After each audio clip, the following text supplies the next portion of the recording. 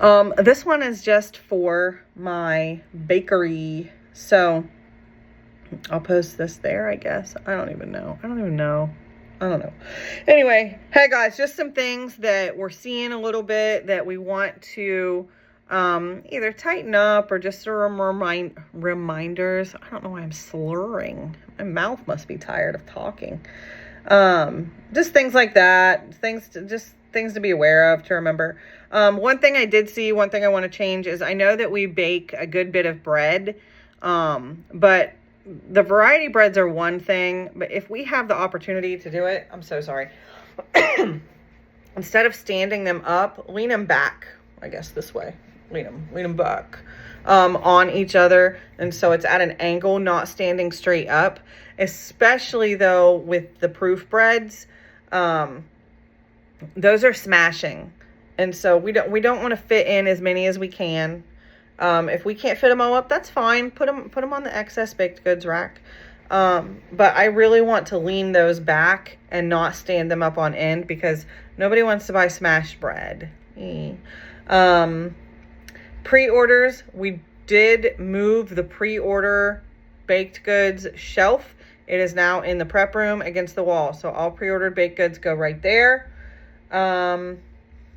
Just some reminders, that, I talked a little bit about it in the other video, but at closing time or whatever. It's not necessarily closing time. It's any time. But we always want to leave, whatever it is that we're doing, we want to leave it good for the next person who's going to do it. And so if we're talking about cleaning up, if we're talking about restocking, whatever we're talking about, we want to leave it nice for that next person. And so that is a whole lot of stuff in the bakery. So if you are, running low on packaging, let's restock it before the next shift so that they have plenty. If we're running low on stickered things, let's plan on stickering, whatever it is that we're low on, so that next shift doesn't have to stop and do it. If we have the time, you know what I mean? But definitely what we want to do is if we are out of, say we use the last little bit, or we only have, this much left in a container of cherry topping or strawberry topping or something like that. Go ahead and refill it, or fill a new one, put that little bit that's left on the top so it's rotated. And so now it's restocked, and the next shift doesn't have to stop what they're doing to refill more containers of whatever it is that we need, right? You know how busy the mornings are. Every shift is busy. I'm not going to make it sound like one shift is more important than the other. It's not. There's a lot to do all the time for everybody. But in the mornings, it is kind of like a race, and efficiency is the name of the game. And so, we really don't have the option. I mean, we have to make the option if we have to do it, but really don't want to slow down to refill something or that we ran out of last night or yesterday morning just to get those things out. We need to just be cranking it out. You know what I mean? And so if there's icing, if you use most of the icing and there's just a little bit left, that's okay. I understand you're not going to go make more icing, but what we could do is get rid of that big container, right? And transfer that little bit of icing into a smaller container that's more appropriate for the size or the amount that you have. We can wash that big one and, it's ready for the next batch. And so we're still setting them up for success. Let's see. What else do we want to do? Speaking of containers and icing and all the things, just remember, keep scraping the dishes out. Also remember the middle sink, whether you're baking, whether you are pie counter, whether you're in the schoolhouse, whether you're in the kitchen, the middle sink is not a catch-all for dirty dishes. If you have that many dirty dishes that it needs to be on the side and the middle, we need to stop and do dishes more often. That middle sink should stay clean. It's a rinse sink. And so I don't want to have to move dirty dishes out of it to wash my dish, put it in the rinse part, but I just put it back in a dirty space. You know what I mean? It's wash, rinse, sanitize. And so It's not a catch-all for dirty dishes in that middle sink. And so keep scraping everything out. I'll tell you what's the worst things that to find in that drain. I found peach parts lately. I found chunks of peaches. I found a bunch of oats. Icing is always a big one. We got to scrape out the icing. And this is, things we use to cooking equipment, pots, pans, all those things. But also it's the containers that these things get stored in the low boy or whatever's emptied that these things are in, they got to be scraped. You want to scrape out the scoopers that we're using. You want to scrape off the spatulas that we're using. Scrape that off into the trash.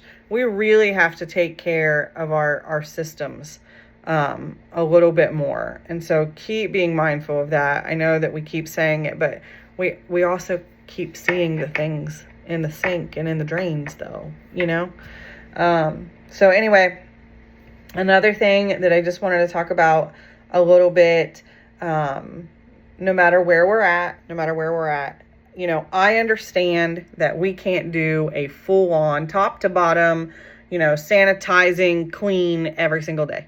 I'm not asking for that. We can't do that. We don't have time for that. But what we need to do is if we see that, there's a lot of stuff on the floor today, I just plan. I need to stop 10 minutes sooner than I would because I got to sweep this floor, when wiping off the counters, in the schoolhouse, there's crumbs, underneath that glass by the fudge, the ice cream that's kind of a mess. I saw over there by the ice cream cones the other day, there was a lot of stuff left on that counter that just wasn't wiped up, and then we kind of wonder why we have ants. That would be it right there. Sometimes in the kitchen, we see mixers are still pretty dirty, things like that, and so we just kind of have to see it and do it. We can plan for it. We just have to see it and be like, okay, that's going to take me 5 extra minutes. I'm going to stop 5 minutes sooner. If we need to mop, let's mop. We can't mop every day. I'm not asking you to mop every day. I know. And again, whether it's kitchen or schoolhouse, it's all the same idea. If we need to mop, let's do it. I will say that in the schoolhouse, there's melted ice cream all over the floor. And I don't know why. Like, I understand that we drop stuff and sometimes we can make messes, but I kind of don't understand why maybe we wouldn't have just wiped that up when it happened. Definitely why it's still there. Why we haven't mopped since then.